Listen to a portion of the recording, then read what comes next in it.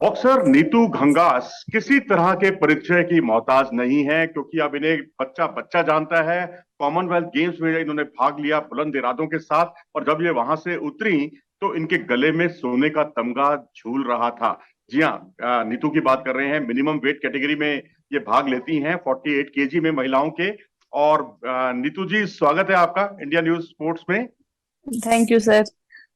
आपसे सबसे पहले, आपके चेहरे की मुस्कान बहुत कुछ बयान कर रही है, और हम आपसे यही जानना चाहते हैं कि बॉक्सिंग का जो आपका भिवानी बॉक्सिंग क्लब है, वहां से लेकर बर्मिंघम तक का सफर आपका कैसा रहा? किस तरह से देखती हैं आप? मैंने 2012 में बॉक्सिंग स्टार्ट की थी। मैं भिवानी जिले की दनाना गांव की रहने वाली हूँ। तो मैंने जब बॉक्सिंग स्टार्ट की तो भिवानी से ही, भिवानी बॉक्सिंग क्लब से ही की थी। तो मेरा गांव वहां से लगभग 20 किलोमीटर पड़ता है। तो मैं अपने गांव से डेली अप डाउन करती थी। तो मैंने जब स्टार्ट किया बॉक्सिंग तो मेरे पापा हरियाणा विधानसभा में जॉब करते हैं, तो वो चंडीगढ़ में ही रहते थे। तो मैं अकेले ही आना जाना करती थी ट्रेनिंग के लिए। तो उस टाइम पे भी थोड़ा ऐसे दिक्कतों का सामना करना पड़ता था। शाम की ट्रेनिंग पे लेट हो जाती थी, बस नहीं मिलती थी, तो ऐसे भी बहुत दिक्कतें थी। और फिर कई सालों तक मेरी अचीवमेंट्स भी नहीं आ रही थी। तो उस वजह से फिर मैंने पापा से बात हुई, तो पापा ने फिर मेरे लिए जॉब भी छोड़ दी थी उस टाइम पे। तो इसमें मेरे पापा के का भी बहुत सपोर्ट रहा है मुझे यहाँ तक लाने के लिए, ये मेडल दिलाने के लिए। नीतू, हाँ मैं सर। बीच में रोक रहा हूँ आपको। आपके पापा ने जॉब छोड़ दी थी आपको एक अच्छा अंतर्राष्ट्रीय स्तर का बॉक्सर बनाने के लिए, तो फिर घर का खर्चा कैसे चलता था आपका? अ, घर का खर्चा तो ऐसे ही सर, किसी से भी पैसे उधार लेके चलाना पड़ा था। बैंक से लोन लेके चलाना पड़ा था। ओ, हाँ चलिए। सर। उसके बाद आप वर्ल्ड यूथ चैंपियनशिप में भी आपके 2 गोल्ड मेडल हैं, और आपका जो यूथ में बहुत ही उम्दा आपका प्रदर्शन रहा। आपके कोच भी, भास्कर जी भी उन्हीं दिनों आपके साथ जुड़े, और बॉक्सिंग क्लब में भी आपको प्रैक्टिस मिल रही थी। तो वो सफर और वो वक्त कैसा था? जब मेरा 2017 में वर्ल्ड चैंपियनशिप में मेडल आया था तो मैं हमारे हेड कोच भास्कर चंद्र भट्ट सर के साथ ही ट्रेनिंग करती थी। वो हमारे हेड कोच थे उस टाइम पे भी। और मुझे अब भी बहुत सहयोग मिल रहा है भास्कर चंद्र भट्ट सर का। हमारी आपस में मतलब इतना अच्छा है कि सर मुझे मतलब जो भी बताते हैं मैं जल्दी सर की मतलब सीख जाती हूँ। और जो भी मतलब कोई बात जैसे रिंग में होती है तो मतलब अगर मुझे सर इशारा भी करेंगे तो मैं वो बात समझ जाऊंगी कि मुझे अब इस टाइम पे क्या करना है। तो इस वजह से मुझे बहुत सहयोग मिल रहा है मेरे जो हेड कोच हैं भास्कर चंद्र भट्ट सर जी का। नीतू, जब आपका मुकाबला, फाइनल मुकाबला जब हुआ था आपका इंग्लैंड की खिलाड़ी डेमी रेस्टॉन से, तो वो बहुत ही सर रफ खेलती थी, साउथ पा हैं आप। एक साउथ पा बॉक्सर का मुकाबला दूसरी साउथ पा बॉक्सर से जब हुआ, तो किस तरह का आपका अनुभव रहा, क्योंकि वो रफ खेल के लिए जानी जाती थी?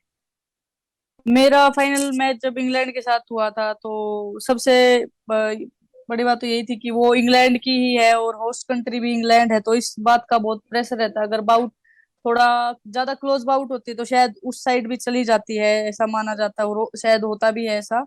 तो मैं यही सोच के गई थी कि मैं फर्स्ट राउंड से ही डोमिनेट करूंगी अपनी बाउट को, फर्स्ट राउंड से ही 5-0 से ही डिसीजन मेरे साइड लूंगी। तो और वो एक साउथ पा बॉक्सर भी है और मैं भी हूँ, तो मुझे साउथ पा के साथ खेलने में मुझे बहुत कंफर्टेबल लगता है। मैं बहुत इजी से खेलती हूँ साउथ पा बॉक्सर के साथ।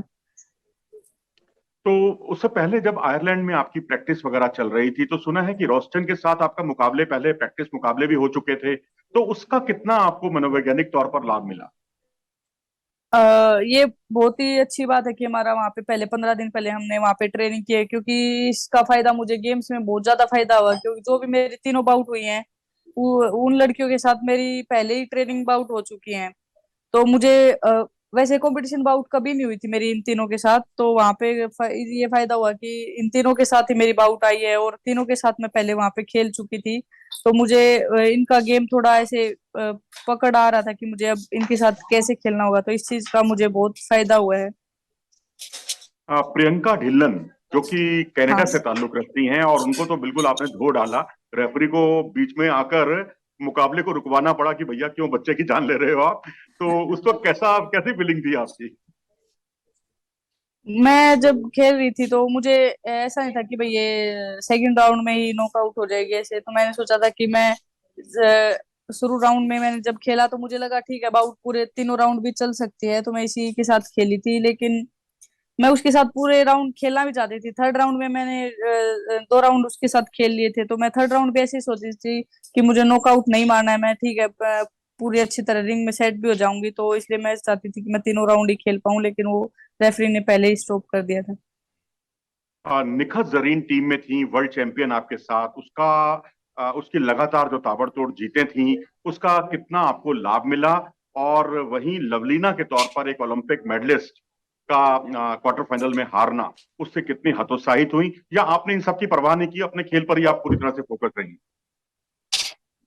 मेरा फोकस तो मेरे ही गेम पे था, लेकिन ये है कि बहुत अच्छी बात है हमारे इंडिया के बॉक्सिंग में बहुत ज्यादा अच्छी परफॉर्मेंस चल रही थी, सब अच्छे से खेल रहे थे। लेकिन एक वो हमारे जो लवलीना बोरगोहिन है वो क्वार्टर फाइनल नहीं जीत पाई, तो उस चीज का भी बहुत दुख हुआ कि हम सब मेडल लेकर जा रहे हैं तो उनके पास मेडल नहीं था, तो इस चीज का भी बहुत दुख हुआ। लेकिन कोई बात नहीं, वो आगे भी अच्छा करेंगी।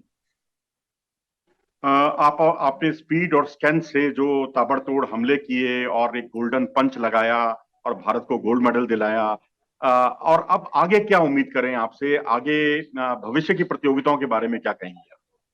अभी हमारे 2023 में वर्ल्ड चैंपियनशिप भी है और एशियन गेम्स भी है, उसके बाद क्वालिफिकेशन भी हमारे ओलंपिक के लिए स्टार्ट हो जाएंगे, तो इस साल पूरा और ज्यादा मेहनत करनी है और जो भी गलतियां हैं उनको और अच्छे से सुधारना है। किस तरह का जश्न मनाया गया, किस तरह से सेलिब्रेट किया आपने इस जीत को? और आपके घर में क्या रिएक्शन हुआ? आपके पापा, जो कि आपके क्या कहते हैं, आइडियल रहे हैं, उन्होंने आपकी खातिर नौकरी भी छोड़ी। किस तरह की फीलिंग रही और किस तरह से सेलिब्रेट किया गया? जब मैंने मेडल जीता था तो मैंने पापा से बात की, तो पापा ने कहा कि जब तू खेल रही थी ना तो मुझे ऐसा लग रहा था कि तू नहीं खेल रही, तेरी जगह मैं ही हूँ रिंग में, मैं ही खेल रहा हूँ इतना, मतलब वही जो रिंग एक प्लेयर को आती है फीलिंग बाउट से पहले, बाउट के अंदर जो रिंग में होता है वही फीलिंग मेरे अंदर आ रही थी। और जब कोडे पे खड़ी थी तो मुझे ऐसे लग रहा था कि ये मेडल मेरे गले में ही डाला जा रहा है।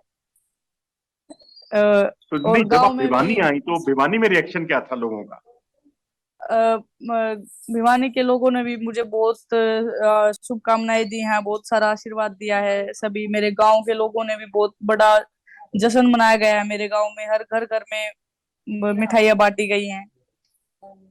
चलिए, ये मिठाइयाँ आगे भी बढ़ती रहनी चाहिए। हम तो चाहेंगे कि अगली बार जब वर्ल्ड चैंपियनशिप होगी और आपके गले में इसी तरह से एक सोने का तमगा और दिखाई देगा, वर्ल्ड चैंपियन आप बनेंगी, ये हमारी दुआएं हैं। और हाँ सर। इंडिया न्यूज स्पोर्ट्स आपको इस बारे में शुभकामनाएं देता है। आप हमारे साथ जुड़ी हैं, थैंक यू आपका सर। बहुत बहुत धन्यवाद। Thank you sir, thank you so much.